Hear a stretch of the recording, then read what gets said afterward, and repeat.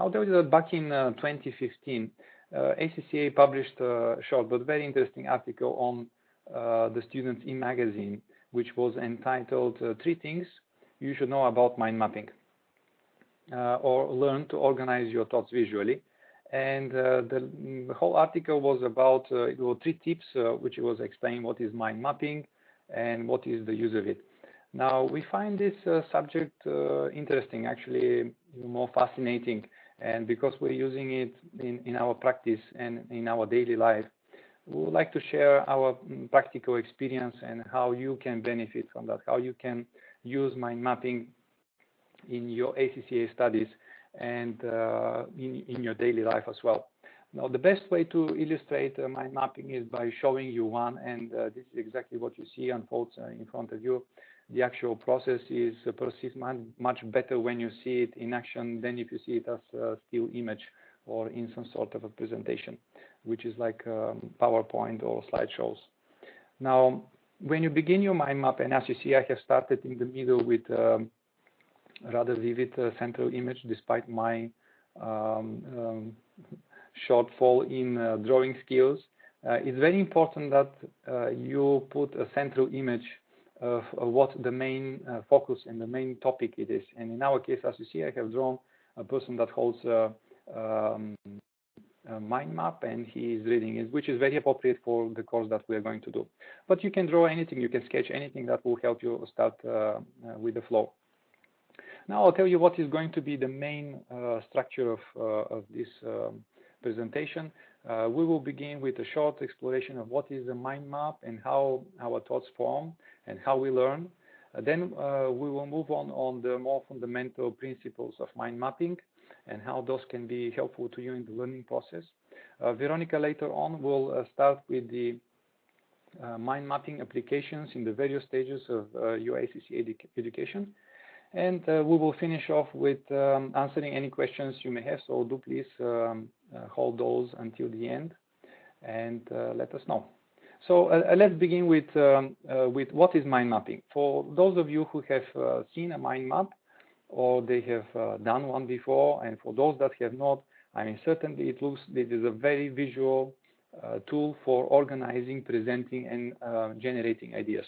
As you see from the very first beginning, it's using colors, images, words, all nicely spreading from a central idea.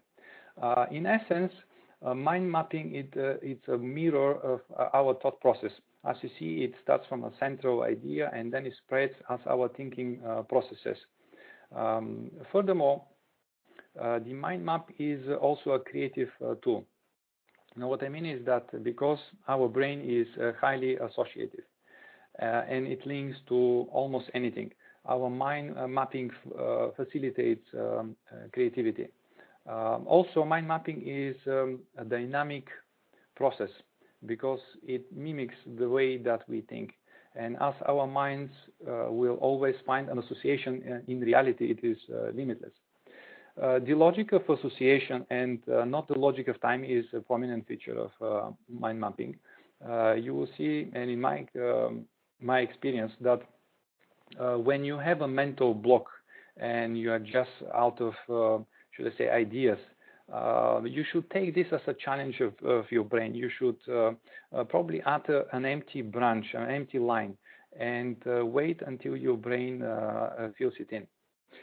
There has been a lot of talk about capacity of our brain recently, and I will delve on that in quite a few details.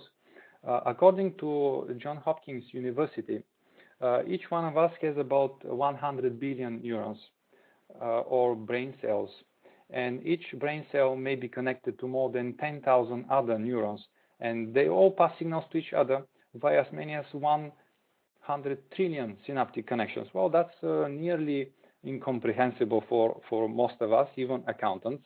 So to put it in perspective, I will quote Dr. Pyotr Anokhin of Moscow University. He was one of the brightest students of Ivan Pavlov. And he, back in the 70s, calculated our brain's thought capacity as, I will quote, so great that writing it will take a line of figures in normal manuscript character more than 10.5 million kilometers in length. With such a number of possibilities, the brain is a keyboard on which hundreds of millions of different melodies can be played. End quote. I absolutely agree with that. The brain is the keyboard and our memory is the music. Earlier, scientists thought that the capacity of our brain is 10 to the power of 100. But it seems that taking the dynamic nature of our thought and our brain, this capacity is virtually unlimited. Now, my children tell me that a mind map resembles a lot an octopus or a spider. And yes, underneath our hats, the neurons, and around us, we see many examples of radiant structures. You could take the trees, the crowns, the roots, the cities, the leaves, even our bodies, the torso, the limbs, the fingers, the rivers, and the canyons that are formed. They all are radiating from a main, and they spread into small and small ideas, even our blood circulatory system. Another important part about the learning process is the pathways. So the question is, how do we form thoughts and how do we learn actually?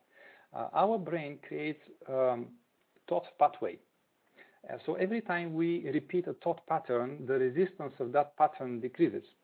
It is similar to the way a pathway is created on a hill when it rains. So when a drop of rain falls on the side of a hill, the water flows slowly and finds the path of least resistance. And as it begins to rain more, the path gets larger and deeper and creates a trench through which the water flows more quickly. Well, repetition decreases the resistance, indeed, and increases the chances of success. It's normal. The same thing is true when it comes to our thought and how they are created. A pathway is physically created on the cerebral cortex, and we cannot fill in the pathways. The scientists, they call it neural pathways. The psychologists, they call it like memory traces, and we call it a habit. It is an actual physical imprint in our brain that it is not always positive or good for us. Sometimes it can be really something that we have to work hard to change. If we try to break the habit of a relevant skill and relearn something, we have to create a new trench that is bigger and deeper and wider than the previous one. So this raises the question, is it easier to learn something new or change an existing habit? Well, what it seems that it is easier to learn something new because it is easier to create new trenches. And when changing a habit, the only option for the brain is to learn. And what will be typically happening to a person who is trying to change an existing habit? Well, in our experience and what I've seen is the typical outcome is that we, unfortunately, fall back into the old pattern or the old trenches. So let's say, for example, your best friend is a very good and effective tennis player, and he tries to teach you the game. You go out and you practice for hours on end, and the weekends and the days and after work, all the time. Unfortunately, you can't seem to improve your game. And why? Because you practice the wrong methods and you reinforce them, and you were digging deeper into these deep trenches, but for the incorrect tennis skills. Sometimes these trenches are referred to as mental models or paradigms, and we have seen those in ACCA students that struggle to pass on exam after a number of fails. So in the tennis example, the wrong tennis technique have become a trench in the brain. But fortunately, our brains are adaptive and we can change, and this is called the neuroplasticity of the brain. So how do we do a mind map? We will begin a mind map. You will need basically an A4 or A3 paper. It will work best. It will give you ample space to develop your ideas. Preferably, you should use color pencils or pens to make the various ideas stand out. And the paper should be a landscape and blank, no grid lines or checkbox notebooks, as those interfere with the visual perception and our thought clarity. And so that you have enough room, always position the image in the center and build around it as you go. We have done the same thing as you see here in our mind map.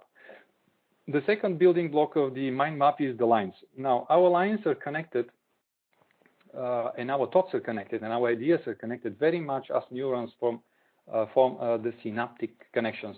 And those connections are our associations, the major element in our thinking. The central lines are thicker as they get closer to the center, and that makes the ideas stand out and outlines better the structure. As you branch out, the lines get thinner. It's pretty much like what you see at nature with the trees.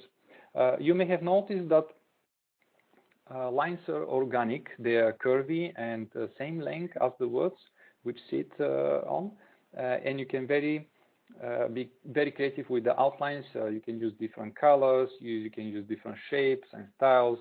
You can use different branch separations to separate the mind map and make it more interesting. The third part is the images. Our brain thrives on images. The word imagination comes from the word image. And as you know, a picture is worth 1,000 words, especially if it is your own image. We try to use images in the mind map extensively. An image in the center provides a focus, a mental, creative information for starting your thoughts. This means that it cannot stress it more, and I cannot stress it more, that you should try to incorporate many images throughout your mind map. Use colors and use your imagination. Draw things that show 3 dimensions. They're much more interesting, and they're also more fun. And you can personalize your own symbols and shapes if you decide to use those as well throughout your mind map, like different signs, check marks, dollar signs, whatever you can think of. Another prominent feature of the mind map and of a good mind map, and that you should be using, are the colors. The colors, they provide the visual clues for association. The brain uses colors for coding, for memory, for creative devices, not to mention the psychological impact of colors on us. So, for example, you can use green for organic, let's say, red for action, or maybe some other people may decide to use red for things that they don't like and greens the things that they like. So as you see, there is a very creative side on using colors throughout the mind mapping. The structure of mind map, it is not something to be undermined, because as you see, this is not a child's play. It's basically the way our brain functions. It's only that it is on paper, and despite that, it keeps a quite rigid structure, as you see, more or less on to the same way like the conventional methods of taking notes. So your brain is a logical association organ, and as such, your mind map should be a reflection of your mind and perception. So it's very personal, the internal structure and association, and it's also a limitless potential for ideas. The mind map is radiant structure and develops naturally, as opposed to a linear form of note-taking and brainstorming. Also, the ideas are clear and visually organized and logically oriented. You know that, for example, numbers of credit cards, number of telephones are easier to remember when they are chunked together, when they're in groups of 4 or 5. This makes them much easier for us to perceive and to recall.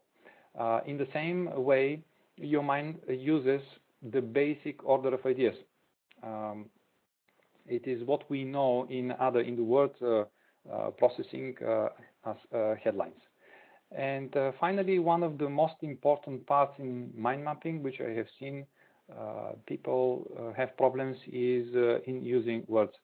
We like words, and we tend to get very generous with them. But with mind mapping, that is exactly the opposite that we should be striving to do. As you see, I have used only 1 word per line because it keeps the thought process flowing.